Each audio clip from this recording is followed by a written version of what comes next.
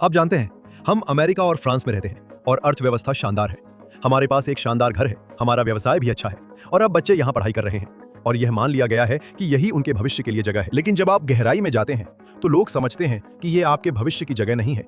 जब हम बड़े हो रहे थे तब इजराइल एक तीसरी दुनिया का देश था, है ना? अब इजराइल वास्तव में शायद दुनिया का सबसे गतिशील देश है।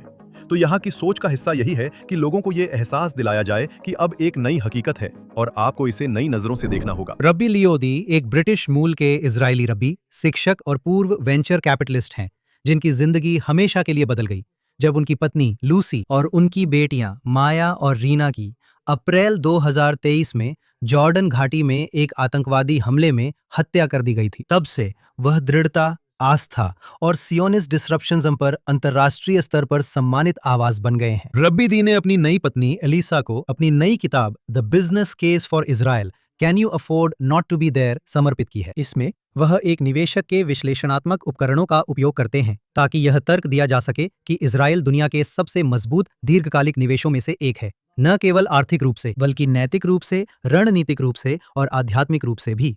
जेएनएस न्यूज हब में आपका स्वागत है, रावधी। धन्यवाद स्टीव। इस शानदार किताब को लिखने के लिए आपको किस चीज ने प्रेरित किया? तो हमारी त्रासदी के 6 महीने बाद जब युद्ध छिड़ गया, अमेरिका और दुनिया भर की कई समुदायों ने मुझे बोलने के लिए आमंत्रित किया। शायद इसलिए कि मैं उन्हें उन हालात में हिम्मत दे सकूं, और इसलिए मैं यात्रा कर रहा हूं और अपनी कहानी के बारे में बोल रहा हूं। लेकिन साथ ही 7 अक्टूबर के बाद से इजराइल की कहानी के बारे में भी बता रहा हूं। और इतनी बार बोलने के बाद मैंने सोचा शायद मुझे इसे लिख लेना चाहिए, और वही उस किताब की शुरुआत थी। आप प्रस्तावना में एक कहानी बताते हैं जिसमें आपका सामना फ्रेंच मेट्रो में एक व्यक्ति से हुआ था। मैं आपको सच बताऊंगा स्टीव।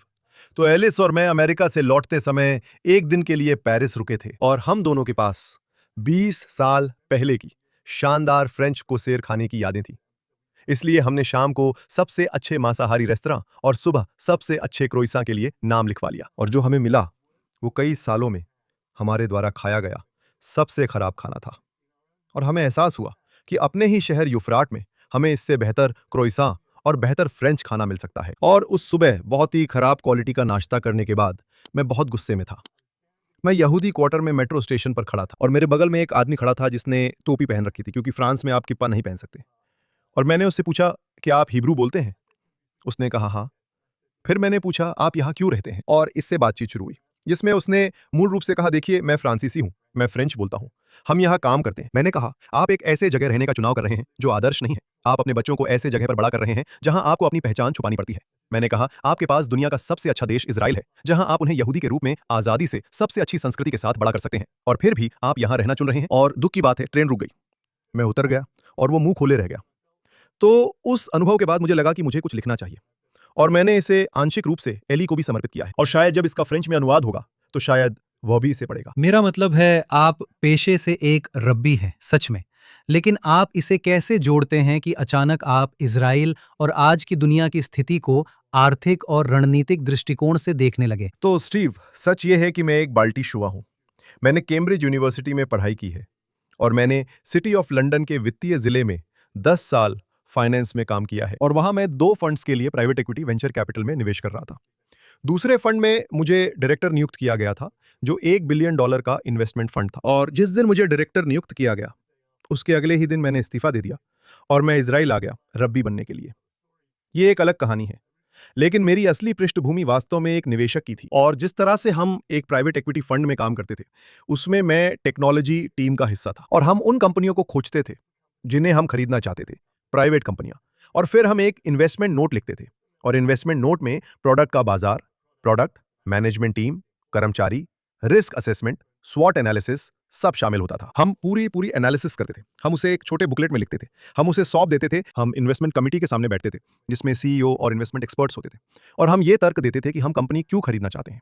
1 घंटे के अंत में वे फैसला लेते थे, हाँ आप पैसे खर्च कर सकते हैं, नहीं आप पैसे खर्च नहीं कर सकते। और जब बात इजराइल की आई तो मैंने सोचा, आप जानते हैं, इजराइल को एक कंपनी की तरह देखना दिलचस्प होगा। आप जानते हैं, अगर हम इजराइल को एक कंपनी की तरह देखें तो उसका मार्केट क्या होगा, प्रोडक्ट क्या होगा, मैनेजमेंट क्या होगा। मैनेजमेंट असल में आप जानते हैं एक तरह से राजनेता ही होते हैं, है ना? कर्मचारी कौन होंगे? वो हर व्यक्ति होगा जो आबादी में है। स्वॉट एनालिसिस क्या है? ताकत, कमजोरियां, मौके, खतरे। क्या होगा अगर हम इजराइल को पूरी तरह निष्पक्ष तरीके से देखें? और जो बात मुझे हैरान करती है वो ये है कि इससे जो निकल कर आता है वो वाकई काफी दमदार है। और मुझे नहीं लगता कि किसी ने पहले कभी इसे इतनी निष्पक्षता से किया है। तो और आपने ये बहुत अच्छे से किया है। आप लिखते हैं कि इस किताब का मकसद सिर्फ इजराइल में पैसा लगाने के लिए बिजनेस केस बनाना नहीं है, इसका मकसद ये भी है कि हम अपनी जिंदगियां भी इजराइल में लगाने के लिए एक बिजनेस केस बनाएं। बिल्कुल सही। सच तो यह है कि जब मैं दुनिया भर में घूम रहा था और इजराइल के बारे में अपनी कहानी बता रहा था, मैंने लोगों से पूछा, आप वहां क्यों नहीं हैं? और उन्होंने मुझे बताया, असल में मेरी यहाँ नौकरी है, मैं यहाँ की भाषा बोलता हूँ, मेरा परिवार यहाँ है।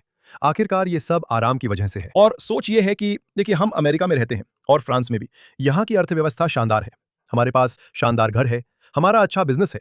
अब बच्चे यहीं पढ़ाई कर रहे हैं और मान लिया जाता है कि यही उनकी भविष्य की जगह है। लेकिन जब आप गहराई से पूछते हैं तो लोग समझते हैं कि ये उनके भविष्य की जगह नहीं है। और असल में जब आप उनसे इस बारे में बात करते हैं तो वे इसे मानने के लिए तैयार रहते हैं। तो इसमें एक असंतुलन है। मुझे लगता है कि ये इस वजह से है कि जब हम बड़े हो रहे थे तब इजराइल एक तीसरी दुनिया का देश था, है ना? अब इजराइल शायद दुनिया का सबसे गतिशील देश है, लेकिन हमारा दिमाग अभी भी उसी 1980 के दशक 1990 के दशक के माहौल में अटका हुआ है, जहां आप बेन गुरियन के जो अब टर्मिनल 1 है उसमें उतरते थे, जो असल में रेगिस्तान के बीचों बीच था, और आप रेत पे चल के जाते थे एक बहुत ही घटिया टर्मिनल तक पहुंचने के लिए। और फिर आप बाहर आकर एक लेन वाली सड़क से टैक्सी लेकर यरूशलेम जाते थे। और मुझे लगता है कि बहुत से लोगों का दिमाग वहीं अटका हुआ है। और इस किताब की एक थीम यह है कि वास्तव में एक निवेशक के रूप में पुरानी सोच रखना बहुत खतरनाक है। और हमने ये देखा है, उदाहरण के लिए मैं अलग अलग परिस्थितियों की तुलना करता हूं, लेकिन कोडक बनाम एप्पल, आप जानते हैं, लोगों ने 80 के दशक, 90 के दशक और 2000 के दशक में कोडक में निवेश किया, जो भी हो। और वो एक तेजी से बढ़ती कंपनी थी, कैमरों के वैश्विक बाजार पर उसका दबदबा था। और फिर आईफोन आया इस फोन के साथ, जो आप जानते हैं जाहिर तौर पर कोई प्रतियोगी नहीं था। फोन में जल्दी ही कैमरा आ गया। कोडक के पेशेवरों ने डिजिटल कैमरा बनाने का फैसला किया, और जिन्होंने कोडक में निवेश किया था उन्होंने अगले 5 सालों में सब कुछ गवा दिया। और जिन्होंने एप्पल में निवेश किया उन्होंने खूब पैसा कमाया। और यही वो स्थिति है जिसमें हम इस समय हैं। यहूदियों के लिए पुरानी दुनिया, आप जानते हैं, America, Britain, France, Argentina, Canada, ये सब कोडक हैं। और इजराइल एप्पल है। और तकनीक में बदलाव है, बाजार की गतिशीलता में बदलाव है, और जिन्होंने इसे पहचान लिया है वे बहुत अच्छा कर रहे हैं, बरूक हाशिम। और जो लोग देर से अपनाने वाले हैं वे चूक जाएंगे, और इसकी उन्हें भारी कीमत चुकानी पड़ेगी। तो यहाँ की सोच का हिस्सा यही है कि लोगों को इस बात के लिए जगाया जाए कि ये एक नई हकीकत है और आपको उसे नई नजरों से देखना होगा। कुछ लोग तर्क करते हैं कि 7 अक्टूबर ने इजराइल को एक बहुत ही जोखिम भरी जगह बना दिया है और इसी वजह से हर कोई अलिया नहीं करना चाहता। आप इसका उल्टा तर्क करते हैं। सही है। तो ये बहुत दिलचस्प है। आप जानते हैं, मेरे मन में एक सवाल था जब मैं इजराइल वाले उत्पाद अध्याय पर पहुंचा। एक देश का प्रोडक्ट क्या होता है? और ये कहना बहुत आसान है कि ये अर्थव्यवस्था है और आप कितना पैसा कमाते हैं, लेकिन मुझे नहीं लगता कि ऐसा है। मेरा मानना है कि किसी देश का असली प्रोडक्ट उसकी युवा पीढ़ी है, और जो हम यहाँ तैयार कर रहे हैं वह है एक अद्भुत युवा पीढ़ी, अगली पीढ़ी, देश का भविष्य। प्रोडक्ट डेवलपमेंट पर निर्भर करता है, जो कि युवा विकास है। और अगर आप इस देश को 7 अक्टूबर के बाद देखें तो दुनिया के नजरिए से आपको कुछ बिल्कुल अजीब सा दिखाई देगा। आप देख रहे हैं कि एक युवा वर्ग है जिसने खुद को संभाला है। वे अपने जीवन की बाजी लगाकर युद्ध के मैदानों में लड़ रहे हैं, एक संस्कृति के लिए, एक धर्म के लिए, एक स्थान, एक जगह, एक देश के लिए। और ये दुनिया के किसी और देश में नहीं हो सकता, ये बिल्कुल स्पष्ट है। और मुझे पता है कि डगलस मरे ने ईस्ट लंदन में आर्क कॉन्फ्रेंस में करीब 2 साल पहले 4000 गैर यहूदियों के सामने खड़े होकर बात की थी, और उन्होंने वहां भाषण दिया। ये रूढ़िवादियों का एक समूह था जो पश्चिमी मूल्यों और धार्मिक मूल्यों को पश्चिम में कैसे संरक्षित किया जाए इस पर चर्चा कर रहे थे। और वो खड़े हुए और उन्होंने कहा, आज के माहौल में केवल एक ही देश है जो अपनी रक्षा कर सकता है, वो है इजराइल, क्योंकि वहां के युवाओं को शिक्षा मिली है।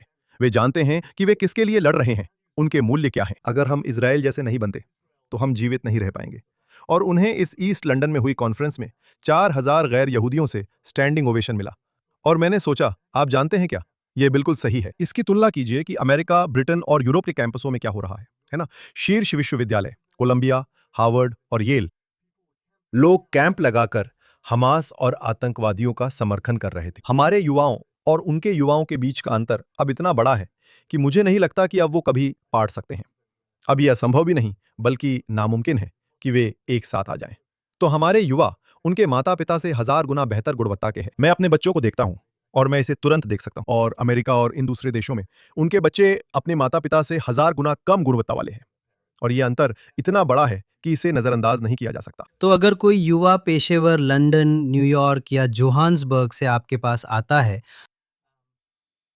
तो आप उन्हें इज़राइल आने के लिए क्या वजह बताएंगे?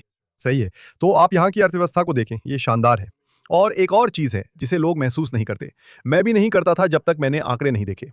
मैं सुझाव देता हूं कि हर कोई गूगल या चैट जीपीटी पर जाए और वही हिसाब लगाए। अगर आपने 2000 में नैस्डैक में $100 निवेश किए होते, आज उसकी कीमत मुझे लगता है लगभग $500, $600 होती वगैरह।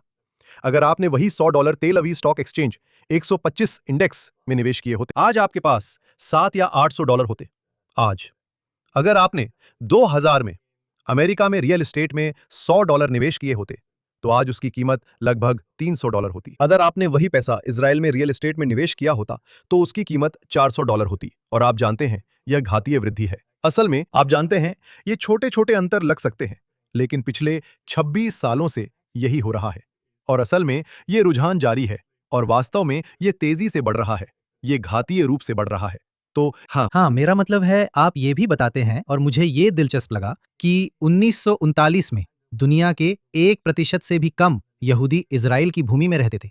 2026 तक दुनिया के यहूदियों में से आधे से ज्यादा अब यहाँ रहते हैं और सवाल ये है कि दुनिया भर में खासकर 7 अक्टूबर के बाद बढ़ती यहूदी विरोधी भावना के साथ और भी ज्यादा यहूदी यहाँ आकर क्यों नहीं रहते और कुछ इजरायली यहाँ से क्यों चले जाते हैं? देखिए, हम उस मोड़ पर पहुंच चुके हैं। आप जानते हैं, हलाखा में हम कहते हैं रूबो कुकुलो, यानी जब आप आधे तक पहुंच जाते हैं, वो असल में 100% के बराबर होता है। और जब आप 50% तक पहुंच जाते हैं, तब चीजें बहुत तेजी से बदलने लगती हैं। मुझे लगता है कि 7 अक्टूबर शायद वो दिन था जब हमने इजराइल में यहूदियों के लगभग 50% तक पहुंच हासिल कर ली थी। और असल में वृहद परिदृश्य में बदलाव हुए, जिसे भगवान ने बनाया, जिससे सबको एहसास हुआ कि यही रहने की जगह है। और यहूदी विरोधी लोग सामने आ गए और अचानक पूरी दुनिया में यहूदियों को सताने लगे और इजराइल हर लड़ाई जीतने लगता है। Hamas, Hezbollah, Iran, Syria, Lebanon और यमन को हरा देता है और अचानक सब कुछ सच में बदल जाता है। तो हमने एक पूर्ण परिवर्तन देखा है। एक और बात जो ध्यान में रखनी चाहिए स्टीव, वो ये है कि यहाँ की जनसंख्या संरचना बिल्कुल अनोखी है।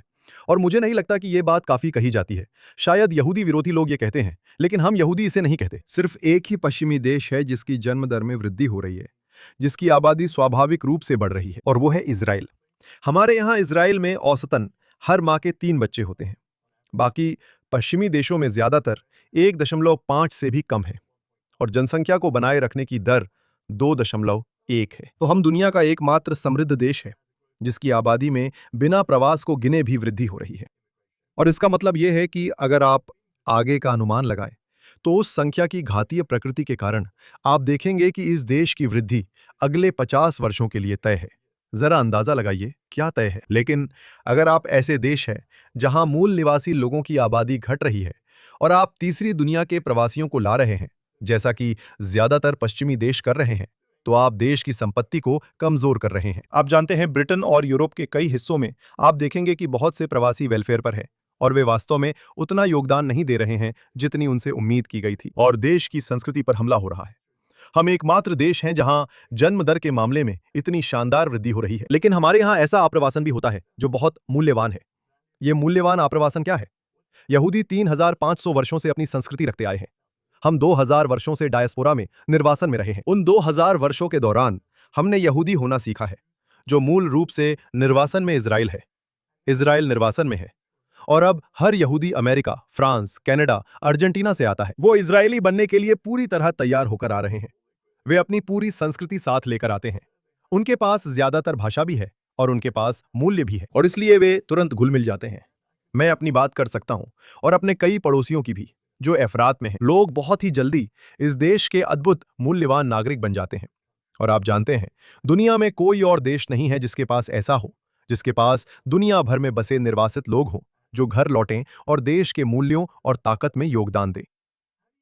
आप स्टार्टअप नेशन की इस घटना को कैसे समझाते हैं और ये कि ये सृजन की भूमि अब नवाचार और अलग सोचने वाले देश में कैसे बदल गई है? स्टीव, मैं आपको बताना चाहता हूं कि एक वेंचर कैपिटलिस्ट के रूप में मैंने लंदन में बैठकर इतनी सारी अलग-अलग आइडियाज देखी और उद्यमी हर संभव बाजार के लिए शानदार अलग-अलग विचार लेकर आते थे। कुछ को हम फंड करते थे, कुछ को नहीं करते थे, और अगर हम फंड नहीं करते थे तो कोई और फंड कर देता था। लेकिन उन विचारों में से बहुत सारे वास्तव में ना तो बहुत उत्पादक थे और ना ही बहुत मूल्यवान। शायद उन्होंने कुछ पैसे कमाए, शायद नहीं भी कमाए, लेकिन उन्होंने मानवता के लिए किसी सार्थक तरीके से योगदान नहीं दिया। इजराइल, क्योंकि हम दुनिया के इतने सारे देशों द्वारा इतने नफरत किए जाते हैं, जब हम कुछ बनाते हैं तो हमें पता होता है कि वो बहुत अच्छा होना चाहिए, उसकी गुणवत्ता सबसे बेहतरीन होनी चाहिए और लोगों को उसकी जरूरत होनी चाहिए। हमारे पास ये विकल्प नहीं है कि कुछ ऐसा बनाए जो बस अच्छा लगे लेकिन जरूरी ना हो। यहाँ हर चीज जरूरी होनी चाहिए, और इसका मतलब है कि जब आप ऐसे वैश्विक संकट का सामना करते हैं, दुनिया में युद्ध चल रहा है, एआई के अधिक मूल्यांकन और अन्य कारणों से शेयर बाजार के संभावित पतन की संभावना है, दुनिया की सबसे मजबूत अर्थव्यवस्था इजराइल होगी, क्योंकि यहाँ जो काम हम कर रहे हैं वो बिल्कुल जरूरी है। मैं आपको एक उदाहरण देता हूं जो कुछ दिन पहले ही हुआ, शायद आपने देखा होगा। आयरलैंड सरकार ने $53 मिलियन का एक हवाई जहाज खरीदा। मुझे लगता है कि ये अमेरिका से था और ये प्रधानमंत्री के आने जाने के लिए था, लेकिन आयरलैंड सरकार की यहूदी विरोधी मानसिकता के कारण उन्होंने जोर दिया कि उसमें एल्बिट यानी इजरायली नेविगेशन सिस्टम ना हो। इसलिए उन्होंने वो हवाई जहाज एल्बिट सिस्टम के बिना खरीदा, और पिछले कुछ दिनों से सुर्खियां ये रही हैं कि अब ये विमान कोहरे में लैंड नहीं कर सकता, और चूंकि आयरलैंड में लगभग हर दिन कोहरा रहता है, ये विमान पूरी तरह से बेकार है। तो आज इजराइल का बहिष्कार करके उन्होंने $53 मिलियन में ऐसी चीज खरीद ली है जिसका वे कभी इस्तेमाल नहीं कर सकते। मेरा मतलब है, लेकिन यही इस देश में हो रहा है। मेरा मतलब है साइबर टेक्नोलॉजी, एआई टेक्नोलॉजी। इसी की बात करें तो मैं 1 या 2 महीने पहले एक पॉडकास्ट पर एआई के एक विशेषज्ञ को सुन रहा था, और उनसे पूछा गया कि एआई की दुनिया में लोगों को कौन सा एक कौशल निखारना चाहिए, और उन्होंने कहा उद्यमिता। उन्होंने कहा, क्योंकि जब आपके पास मुफ्त में 10 लाख एजेंट आपकी उंगलियों पर उपलब्ध होंगे, सही है, या बस आप जानते हैं क्लॉड से आप 10 लाख एजेंट भेज सकते हैं, जो भी आप चाहें, मार्केटिंग हो या प्रोडक्ट डेवलपमेंट, जो भी हो। एकमात्र चीज जो ये तय करेगी कि आप सफल होंगे या नहीं, वो है आपकी नई स्टार्टअप आइडिया सोचने की क्षमता। उसी हफ्ते जब उन्होंने ये कहा, एलॉन मस्क एक टेक्नोलॉजी कॉन्फ्रेंस के मंच पर खड़े हुए और कहा, प्रति व्यक्ति सबसे ज्यादा स्टार्टअप्स वाला देश इजराइल है, तो हमारे पास जो कौशल हमारे पास भरपूर है वो है उद्यमिता। एआई की दुनिया में भी जो स्किल सबसे जरूरी होगी वो है उद्यमिता, और मुझे लगता है कि हम देख सकते हैं कि ये किस दिशा में जा रहा है। तो हर चीज, सारे संकेत यही दिखाते हैं कि पिछले 25 वर्षों में हमने न सिर्फ सभी पश्चिमी देशों में सबसे अच्छा प्रदर्शन किया है, बल्कि आगे का रुझान तो वाकई चौंकाने वाला है। और जैसे जैसे हम यहाँ इजराइल में चुनावी मौसम के करीब पहुंच रहे हैं, जैसा कि आपने किताब में भी जिक्र किया, आपने जितनी भी त्रासदी देखी है, उसके बावजूद भविष्य को लेकर बहुत आशावादी नजर आते हैं। तो बहुत से लोग इस देश के नेतृत्व, राजनेताओं की शिकायत करते हैं, और हाँ, यह एक जायज तर्क है। उन्होंने 7 अक्टूबर को गड़बड़ कर दी थी, और दोनों पक्षों की तरफ से एक तरह की विचारधारा थी कि हम गजा में इस बड़ी दीवार के साथ रह सकते हैं, जो सही नहीं निकली, और हम ईरान में परमाणु विकास के मुद्दे को बस टाल सकते हैं, वो भी सही नहीं निकला। तो उन्होंने बहुत सारी गलतियां की, लेकिन असल में मुझे लगता है कि लोगों को इस बारे में सोचना चाहिए कि ये देश अपने नेतृत्व के बावजूद कैसे फल फूल रहा है। और मुझे लगता है कि ये एक बहुत महत्वपूर्ण मापदंड है, क्योंकि अगर आप मेटा को देखें तो ये फेसबुक है जिसे मार्क जुकरबर्ग चलाते हैं। मार्क जुकरबर्ग, मुझे लगता है कि करीब 5 साल पहले उन्होंने एक ऐसा विचार शुरू किया था जिसे हर कोई पूरी तरह पागलपन मानता था, जिसमें एक मेटावर्स बनाना था जहां लोग चश्मा पहनकर, वर्चुअल रियलिटी गॉगल्स पहनकर घूमेंगे और पूरी दुनिया बदल जाएगी, और आप अपनी खरीदारी करेंगे, अपनी गर्लफ्रेंड से मिलेंगे, और सब कुछ फेसबुक पर ही करेंगे। आपको अपने घर से बाहर निकलने की जरूरत नहीं पड़ेगी। और उन्होंने, मेरा ख्याल है, इस प्रोजेक्ट में निवेश करने के लिए दसियों अरब डॉलर जुटाए, जिसे ज्यादातर लोग पागलपन मानते थे। जैसे जैसे लोगों ने देखा कि यह हकीकत नहीं बन रहा है, शेयर की कीमत गिर गई, और इसके बावजूद जब एआई उभरने लगी तो पता चला कि उनके पास पहले से ही दसियों अरब डॉलर थे जो उन्होंने जुटा लिए थे, और उन्होंने अचानक अपनी रणनीति एआई में निवेश करने की ओर बदल दी, और इसी वजह से शेयर की कीमतें आसमान छू गई। तो हम देखते हैं कि कभी कभी सबसे खराब प्रबंधन भी ऐसे काम कर जाता है जो बेहद कीमती साबित होते हैं। तो शायद गलत कारणों से, मेरा मानना है कि अगर आप इस देश को देखें, आप एक चौंकाने वाली सफलता देखते हैं, अक्सर नेतृत्व के बावजूद, और इसका कारण है कि लोग बेहद जुझारू हैं। और हमने ये फिर से 7 अक्टूबर को देखा। हमने देखा कि सेना 7 अक्टूबर को हमारे नागरिकों की रक्षा करने में असफल रही, लेकिन स्वयंसेवकों ने उस शब्बात के दिन सब कुछ छोड़ दिया, और मुझे याद है, और वे गजा से सटे इलाकों की ओर गए और उन्होंने अपनी जान की बाजी लगाकर लड़ाई की और इजराइल को बचाया। तो आप जानते हैं, और फिर उसके बाद के हफ्तों में लोगों ने लेबनान और गाजा में मोर्चे पर तैनात सैनिकों के लिए खाना पहुंचाया। वहां कोई खाना नहीं था, वहां कपड़े नहीं थे, वहां हेलमेट नहीं थे, वहां बुलेट प्रूफ जैकेट नहीं थी, और यहूदी लोग तुरंत हरकत में आ गए और उन्होंने ये सब उपलब्ध कराया। तो एक तरह से हमारे देश में जो खराब प्रबंधन है, लेकिन फिर भी इस सफलता से साबित होता है कि असल में ये देश कहीं और की तुलना में ज्यादा मजबूत है। और मैं अंत में इस बात पर लौटना चाहता हूं कि आप एक रब्बी हैं और आप तानाख बाइबल के बारे में बहुत बात करते हैं, किताब के अंत की ओर, और आप अपनी पूरी विचारधारा को बाइबल में ही स्थापित करते हैं। आप बाइबल धर्मशास्त्रीय आध्यात्मिक दृष्टिकोण से कैसे समझाते हैं कि आपका सिद्धांत इतना सार्थक क्यों है? सही है। तो मेरा मानना है कि अगर आप बाइबल को देखें तो प्रवासी समुदाय में हम लोग अक्सर ये छुपाने में बहुत माहिर हैं कि बाइबल असल में क्या कहती है। मैं इंग्लैंड में 6 साल तक रब्बी था और मैं गवाही देता हूं कि मैं भी उतना ही दोषी था जितना बाकी सब लोग। शव्वा की पारशा यानी तोरा के साप्ताहिक हिस्से पर बात आई। हम उसे पढ़ते थे। मैं एक प्रवचन देता था। प्रवचन हमेशा अपने पड़ोसी से अपने जैसा प्रेम करने के बारे में होता था, यानी कोई अच्छी सी बात, आप जानते हैं। और मैं उस अंश से एक अच्छा श्लोक लेकर यह समझाता था कि हम अपनी जिंदगी में बेहतर इंसान कैसे बन सकते हैं, और वो बहुत अच्छा था। सब खुश थे। मैं वहां से चला जाता था, और ये सिर्फ तब हुआ जब मैं उसके बाद इजराइल आया, और वो था 2014 में, जब मुझे एहसास हुआ कि ये तौरा का संदेश नहीं है, असल में ये शेकर है। ये कुछ ऐसा है, ये झूठ नहीं है, लेकिन ये कुछ हद तक गुमराह करने वाला है, क्योंकि तोरा बस एक ऐसी किताब है जो उन लोगों के बारे में है जो मिस्र में सबसे निचले स्तर तक गिर जाते हैं और फिर मिस्र से बाहर निकलकर अपने घर आते हैं, और भगवान हमें इजराइल वापस ला रहे हैं। और फिर आप कहते हैं, अच्छा तो भविष्यवक्ताओं का क्या? भविष्यवक्ताओं की बात करें तो आप जानते हैं, जो कुछ भी वे कहते हैं वो इस बारे में है कि हम घर कैसे लौटें और हमें क्यों बाहर निकाला गया और हम फिर से घर कैसे लौट सकते हैं। सही है। और फिर आप यहां तक कि धर्म ग्रंथों में भी देखें, है ना, आप रूत की किताब देखें तो वो भी उसके घर लौटने के बारे में है, और ऐसे कई और उदाहरण भजन संहिता, नीति वचन आदि में भी मिलते हैं। और हम देखते हैं कि वही बात बार बार दोहराई जा रही है। बाइबल हमें बता रही है कि यहूदियों को घर लौटना है, और इसे नजरअंदाज करना बहुत आसान है, क्योंकि हम यहाँ एक खास शब्द देखते हैं, वहां एक खास शब्द देखते हैं। लेकिन अगर आप पूरी किताब को समग्र रूप में देखें, स्पष्ट रूप से संदेश यही है कि यहूदी लोगों का स्थान इजराइल में है, वही हमारा घर है। हम मूल रूप से निर्वासन में गए इजरायली लोग हैं। हमने इसे 2000 सालों तक भुला दिया था, लेकिन अब हम घर लौट आए हैं और अब हम में से अधिकांश यहाँ हैं। ये वास्तव में उद्धार के युग की शुरुआत है, और हम इसे हर जगह देख सकते हैं। हम दुनिया भर में यहूदी विरोधी भावना को बढ़ते हुए देख रहे हैं, लेकिन ये लोगों को घर लौटने के लिए कह रहा है, यहूदियों को घर लौटने के लिए कह रहा है। और हम यहाँ इस समय हम जो कुछ कर रहे हैं उसमें जबरदस्त सफलता को खिलते हुए देख रहे हैं, जो फिर से स्वर्ग से एक संकेत है कि चीजें यहीं होने के लिए थीं। और यही मूल रूप से आपकी किताब का संदेश है। खैर, ये दिलचस्प है। किताब, जैसा कि मैंने कहा, मैंने इसे जितना हो सके उतना वस्तुनिष्ठ रूप से लिखने की कोशिश की है, और आप वहां बहुत सारे ग्राफ देखेंगे। मैं एक बात कहूंगा जिससे मैं शुरू करता हूं। शुरुआत में जो ग्राफ या चार्ट में दिखाता हूं वो ये दिखाता है कि पिछले 3500 वर्षों में यहूदी कहां रहे हैं, और ये बहुत दिलचस्प है। मुझे नहीं पता कि लोगों ने इस बारे में इस तरह से कभी सोचा है या नहीं, लेकिन 3500 साल पहले 100% यहूदी मिस्र में थे। जाहिर है वहीं हम गुलाम थे। करीब 2500 साल पहले जब बेबीलोन विश्व शक्ति था, तब ज्यादातर यहूदी वहीं थे। फिर रोमन साम्राज्य में 2000 साल पहले ज्यादातर यहूदी रोमन साम्राज्य में थे, और फिर स्पेन में बहुत सारे यहूदी, लगभग 30-40% यहूदी स्पेनिक साम्राज्य में थे जब वो दुनिया की प्रमुख शक्ति था। फिर अमेरिका में 50 और 60 के दशक में दुनिया के ज्यादातर यहूदी अमेरिका में थे, लेकिन आज ज्यादातर यहूदी इजराइल में हैं।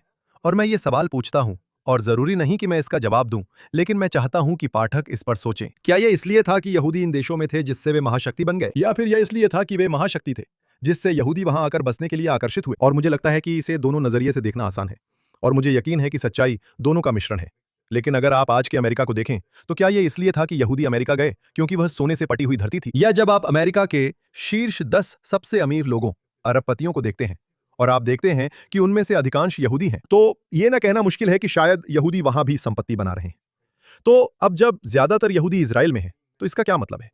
क्या इसका मतलब है कि इजराइल अगले 20 वर्षों में नई महाशक्ति बन जाएगा? और मुझे लगता है कि मैं ये सवाल पाठकों के लिए खुला छोड़ दूंगा, लेकिन निश्चित रूप से ये एक ऐसी बात है जिस पर विचार करना चाहिए। तो जेएनएस के हमारे दर्शकों के लिए आपका अंतिम संदेश क्या है? देखिए, अब 50% यहूदी यहां है। अगले 20 साल में यह 60% हो जाएगा। 50 साल में यह लगभग 80% हो जाएगा, और इसमें बड़ी अलिया को भी शामिल नहीं किया गया है। यह तो बस आबादी की वृद्धि दर मानकर कहा जा रहा है जो अब तक होती आ रही है। डायस्पोरा में आपके बच्चों या आपके पोते पोतियों का कोई भविष्य नहीं है। अब तो युवा लोग यहाँ आकर अपने लिए पति या पत्नी ढूंढ रहे हैं और ये प्रवृत्ति आगे भी जारी रहेगी। जितनी देर आप इसे टालेंगे ये उतना ही महंगा होता जाएगा। यहाँ संपत्ति की कीमतें आसमान छू रही है। जैसा कि सभी जानते हैं, शेकल डॉलर के मुकाबले मजबूत हुआ है पिछले 6 महीनों में लगभग 20%, और यह प्रवृत्ति भी आगे जारी रहने वाली है। तो देखिए, मैं ये बात कहता रहा हूं, जब मैंने ये बात करीब 3 साल पहले कहना शुरू किया था तो ये डराने वाली लगती थी।